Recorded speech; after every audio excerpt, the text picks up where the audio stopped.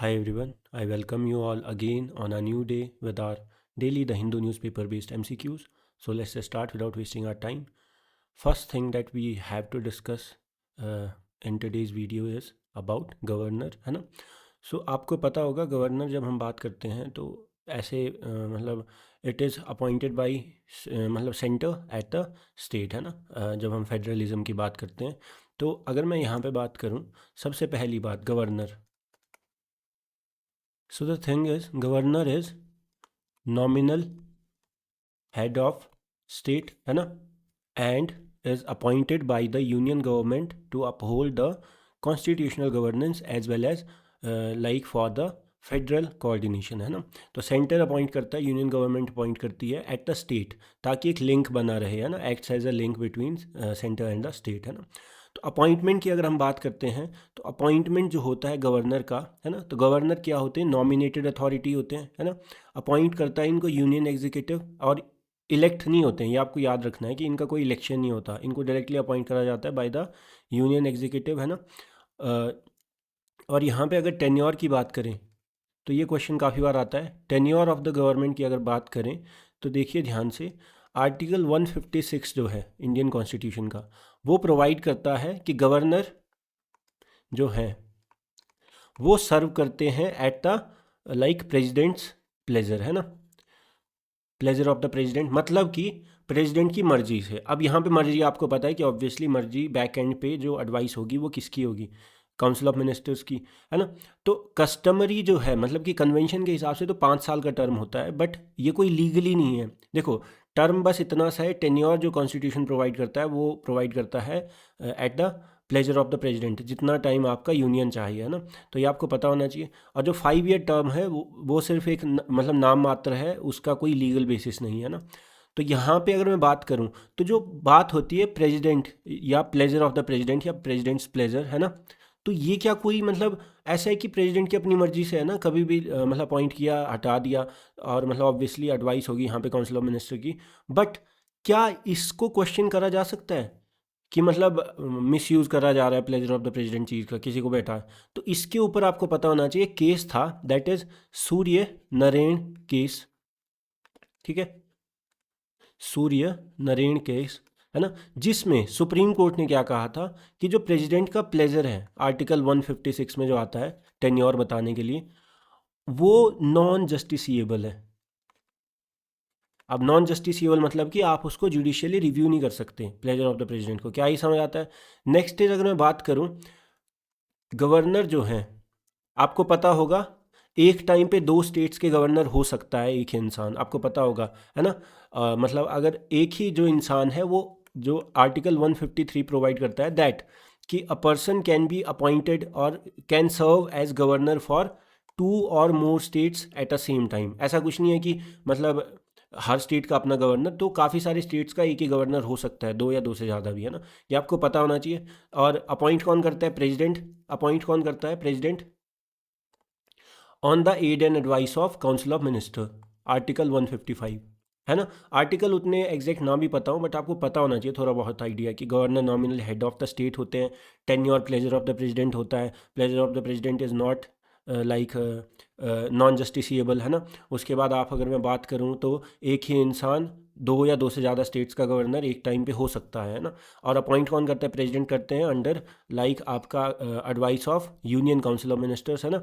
और यहाँ पे गवर्नर की अपॉइंटमेंट के लिए आपका सीएम से पूछना पड़ता है? नहीं, ऐसी कोई मतलब कंपलसरी रिक्वायरमेंट नहीं है. पूछ भी सकते हैं, नहीं भी पूछ सकते. So there is no such obligation या constitutional obligation to consult the chief minister for appointment as well as removal. दोनों ही केसेस में पूछने की नीड नहीं होती, है ना. ये आपको पता होना चाहिए. और गवर्नर जो है वो एक कॉन्स्टिट्यूशनल अथॉरिटी है, वो गवर्नमेंट सर्वेंट नहीं है. गवर्नमेंट के मतलब आपका जो सर्वेंट होते हैं वैसा नहीं है, वो कॉन्स्टिट्यूशनल अथॉरिटी है ना, कंपलसरी.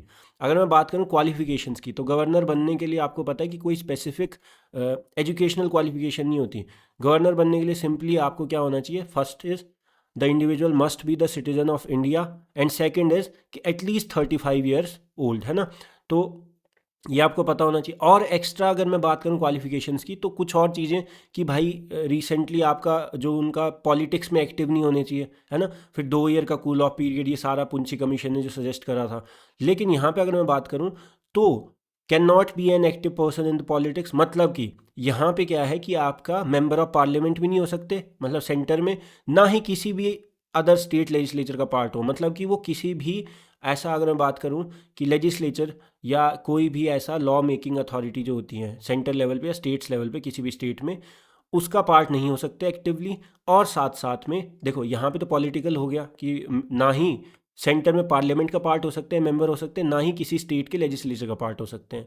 ठीक है, क्या ये समझ आता है? और अगर मैं बात करूँ यहाँ पे, तो यहाँ पे एक और चीज़ होती है, दैट इज़ कि should not be having any other office of profit. अब ऑफिस ऑफ प्रॉफिट आपको पता ही होगा, जहाँ पे ये सिनेरियो रहता है कि दो ऑफिस ऐसे एक टाइम पे होल्ड कर दो जहाँ से इंसान बेनिफिट निकाल सकता है पर्सनल, तो वैसा नहीं होना चाहिए। अब ऑफिस ऑफ प्रॉफिट आपको पता है कि केस बाय केस बेसिस पे डिसाइड होता है, इसके लिए मतलब जो पार्लियामेंट ही वो सारी चीज़ें देखती है, आपको पता होगा, इसमें ज़्यादा बताने की नीड नहीं है। यहाँ पे जो मेन चीज़ है that is customary address by the governor as well as president. Customary address क्या होता है? देखो, अंडर आर्टिकल्स होते हैं, कॉन्स्टिट्यूशन ने बताया हुआ है, ठीक है, इसमें मतलब ये कॉन्स्टिट्यूशन में मेंशन्ड है, आर्टिकल 87 एंड आर्टिकल 176। ठीक है, 87 ऑब्वियसली किसके लिए होगा? प्रेसिडेंट के लिए होगा। 176 किसके लिए होगा? गवर्नर के लिए होगा। ये आपके आर्टिकल जो है कॉन्स्टिट्यूशन के, वो अथॉरिटी देते हैं प्रेसिडेंट एंड गवर्नर को to address the legislature. Centre level पे प्रेसिडेंट करेंगे पार्लियामेंट को, और स्टेट लेवल पे आपका गवर्नर करेंगे, है ना, जो लेजिस्लेचर या अगर काउंसिल भी होगी तो साथ में। ये आपको समझ आता है? ओकेजन, एड्रेस कब कब करना होता है? तो एड्रेस आपका दो स्पेसिफिक ओकेजन्स पे करना होता है, ये आपको पता होगा।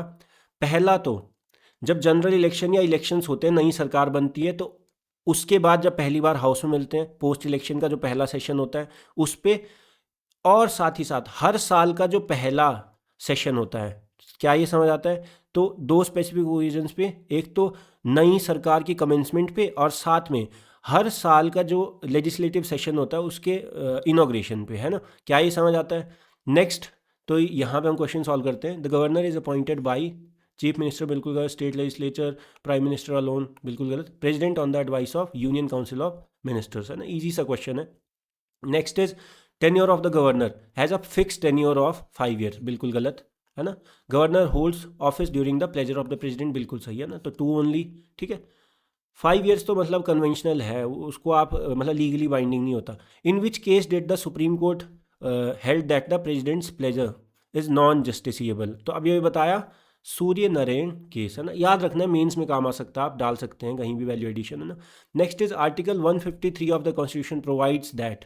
तो 153 ने क्या प्रोवाइड करा था कि एक ही इंसान एक टाइम पे दो या दो से ज़्यादा स्टेट का गवर्नर अपॉइंट हो सकता है, कैन सर्व, है ना, ये आपको पता होना चाहिए। नेक्स्ट इज क्वालिफिकेशन, तो citizen of India plus 35 years old. बाकी भी है, जैसे आपको पता होगा कि एक्टिव पॉलिटिक्स में नहीं होने चाहिए, किसी भी लेजिस्लेचर या पार्लियामेंट का पार्ट नहीं होना चाहिए।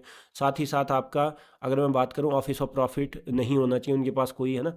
नेक्स्ट इज इन पंथ versus Tilak held that the governor is. अब देखो, इस केस के बारे में मैंने आपको नहीं बताया, बट आपको अगर याद रहे तो याद रखना है दैट इस केस में, देखो इतना ज़रूरी नहीं होता सारे केस याद रखना, ठीक है, ये आपका वैल्यू एडिशन के लिए होता है, और आपसे प्रीलिम्स में बहुत कम ऐसे केसेस पूछे जाते हैं। Instead focus on the commission, जैसे सरकारिया हो गया, पुंछी हो गया, है ना, या ARC रिफॉर्म्स, ये सब।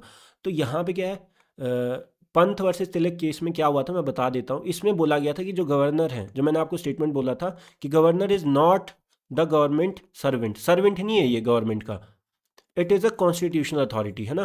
तो बस इतनी सी बात थी कि governor is a constitutional authority and not a government servant, है ना, ये आपको पता होना चाहिए। Next is there any constitutional requirement to consult the chief minister? बिल्कुल नहीं। मैंने अभी बताया कि अपॉइंटमेंट और रिमूवल के लिए ऐसा कोई कॉन्स्टिट्यूशनल ऑब्लिगेशन नहीं है कंसल्ट करना, कर भी सकते हैं बट जरूरी नहीं है ना, ये आपको समझ आता है, नो कॉन्स्टिट्यूशनल रिक्वायरमेंट, है ना। Next is the authority of the president to address the parliament. तो ऑब्वियस सी बात है, ये अभी हमें बताया, आर्टिकल 87, और आपका 176 किसके लिए होगा? गवर्नर के लिए। कस्टमरी एड्रेस, है ना, ये आपको पता होना चाहिए। Customary address by the president और governor is delivered on which occasions? Every budget session only, बिल्कुल गलत। Commencement of first session after election, बिल्कुल सही, जब नई सरकार बनती है तो पहला सेशन आएगा उस पर, प्लस हर साल के पहले सेशन पे, है ना, ये आपको समझ आता है। हर साल के पहले सेशन के इनोग्रेशन पे भी 2 टाइम करना पड़ता है कस्टमरी। सेंटर में भी सेम, मतलब आपका गवर्नर लेवल पे, स्टेट में भी सेम, है ना, सेंटर में प्रेसिडेंट करते हैं और वही रेप्लिकेट होता है स्टेट में गवर्नर, है ना। नेक्स्ट इज, अगर मैं बात करूँ, second topic that we have to discuss today is about electric vehicles and copper crunch. अब आपको पता है कि कॉपर, जब हम बात करते हैं ग्लोबल लेवल पे आज के टाइम पे, जब ग्रीन एनर्जी या क्लीन एनर्जी की जब बात हो रही है, तो सबसे बड़ा जो फोकस है that is rise in the production and like आपका डिमांड फॉर इलेक्ट्रिक व्हीकल्स, है ना। तो इसका प्रमोशन भी अच्छे खासे लेवल पे हो रहा है।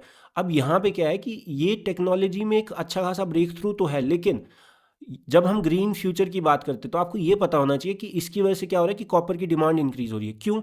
सबसे सिंपल सी चीज़ है, अगर मैं इलेक्ट्रिक व्हीकल्स की बात करूँ तो जो भी इलेक्ट्रिफिकेशन होगा, तो सबसे ज़्यादा इंडिस्पेंसेबल जो चीज़ होती है इलेक्ट्रिफिकेशन में, चाहे मैं आपका बात करूँ बैटरीज में यूज़ होने की बात हो, चाहे मोटर्स, जो इलेक्ट्रिक मोटर्स होती हैं उसकी वायरिंग जो होती है, या आपका जो भी इलेक्ट्रिक व्हीकल्स में चार्जिंग इंफ्रास्ट्रक्चर के लिए भी कॉपर यूज़ होगा, जो चार्जिंग आपका जो भी पॉइंट्स या जो भी चार्जिंग सेटअप्स लगे होंगे, साथ ही साथ जो पावर ग्रिड्स ओवरऑल, जो चार्जिंग पॉइंट से लेके आपका सारी चीज़ें, और चाहे व्हीकल की पावर ग्रिड जो भी, उस सब में कॉपर वायर्स और ये सब चीज़ें आपको पता ही है कितना इंपॉर्टेंट होती है बैटरी से लेके।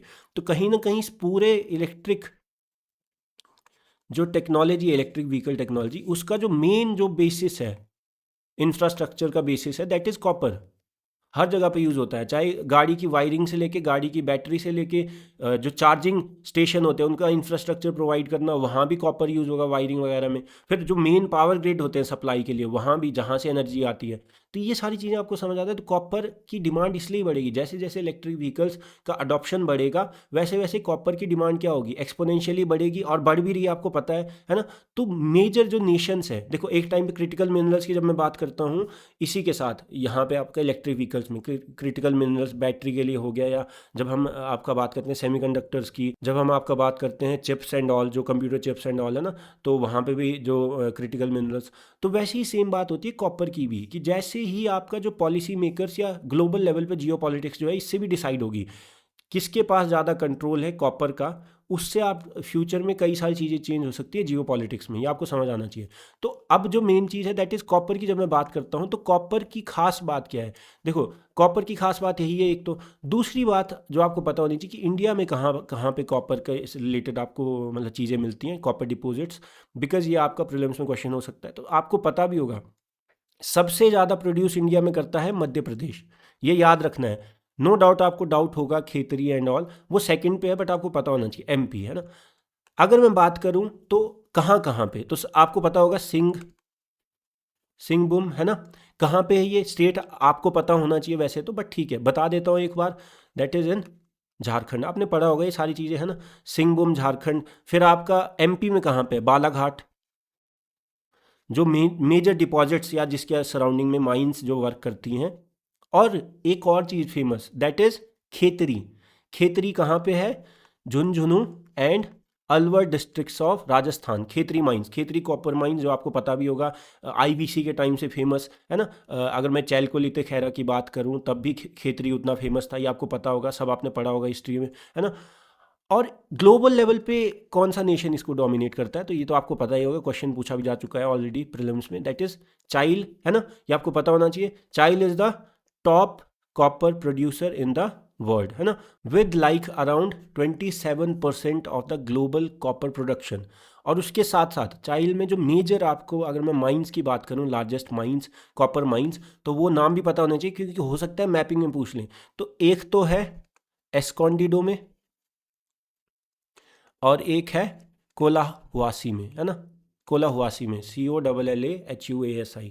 तो ये दोनों नाम आपको पता होना चाहिए। पूछा जा सकता है कि किस कंटेक्स्ट में ये दोनों चीज़ें फेमस हैं, तो कॉपर, है ना। और चाइल is the top copper producer. India में एमपी फर्स्ट पे है, फिर आपका ये आते हैं खेतरी माइंस, है ना।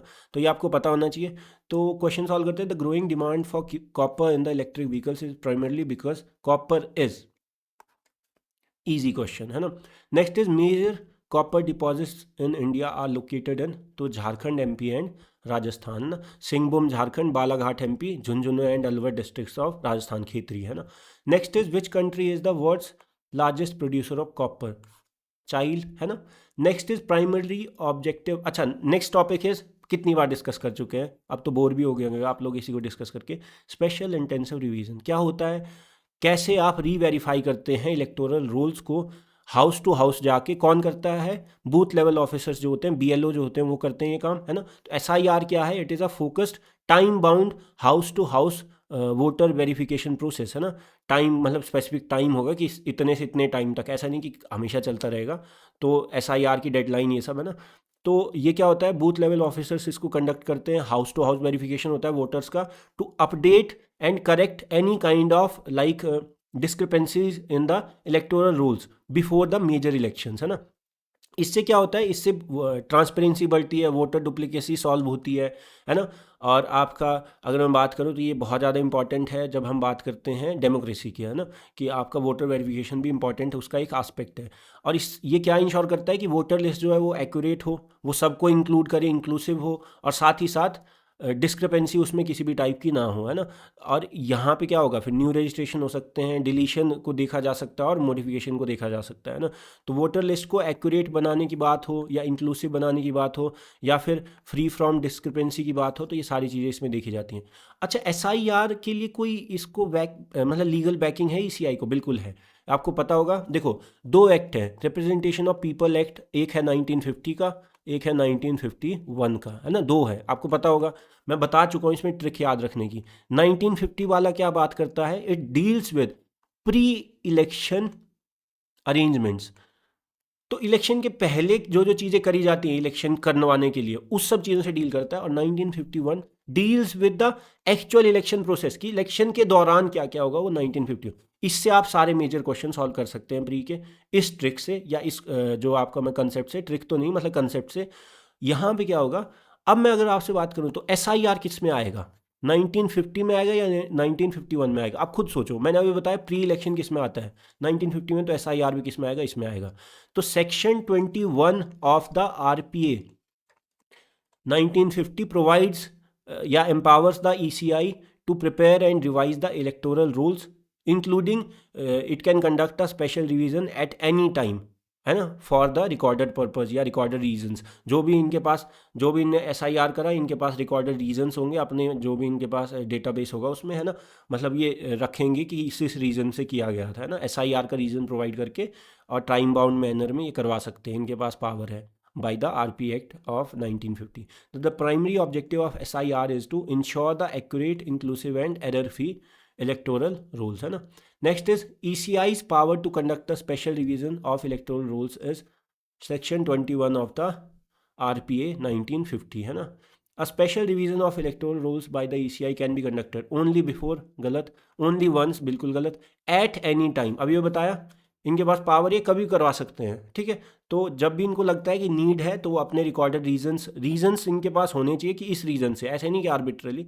तो ये रीजंस को रिकॉर्ड करके प्रोवाइड करके उसके बाद ये करवा सकते हैं। इनको कोई ऐसी इम्प्लीकेशन नहीं है कि कंपलसरी या कोई टाइम, है ना। So that's all for the day. I hope you like the video. If you like the video, do like it, comment on it, share it and subscribe to my channel. It will just keep me motivated to make these videos for you guys on a daily basis, and I will see you all in the next lecture. Thank you once again.